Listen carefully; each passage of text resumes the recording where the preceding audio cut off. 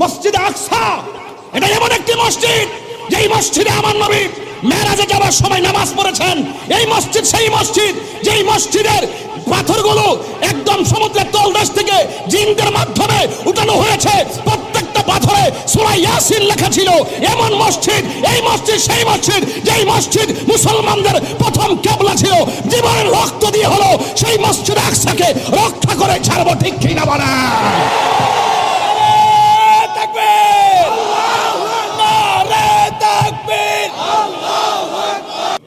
এবার মিল্লামিশা চলেন, সবাই মিল্লামিশা লন, আমরা ফিলিস্তিন যাই। কতক্ষণ ঠিক না বেঠি? এটা পরিষ্কার কথা। আসেন, বসেন, কথা বলেন। আসেন, আমরা কি ধারণ করি বুঝা যান। বইয়ের বাংলার জমিন তিন বেলা খাইয়া খেয়া খালি ফেসবুকে লিখলে চলতো না, ডাইরেক্ট চলে আমরা যাই। আমরা প্রস্তাব করি, আমরা পাঠাই দেন। শুধুমাত্র বেশি আমরা ট্রেনিং লাগতো না, ডাইরেক্ট ভ্রমণ করে বললাম কতক্ষণ ঠিক না। আয়েন, মুসলমানদের অবস্থা ভালো না। আমরা ঠেলাঠেলির কারণে কিন্তু এই সুযোগটা হয়েছে। আজকে ইহুদির পিছনে ইহুদিকে সহযোগিতা করছে, কাফের পাশে কাফের দাঁড়ায় গেছে, আর আমরা মুসলমানের পক্ষে দাঁড়াইতে পারতেছি না। এর চাইতে বড় লজ্জাকর কিছু হতে পারে না, ঠিক কিনা বলেন? মানববন্ধন করলে হবে না।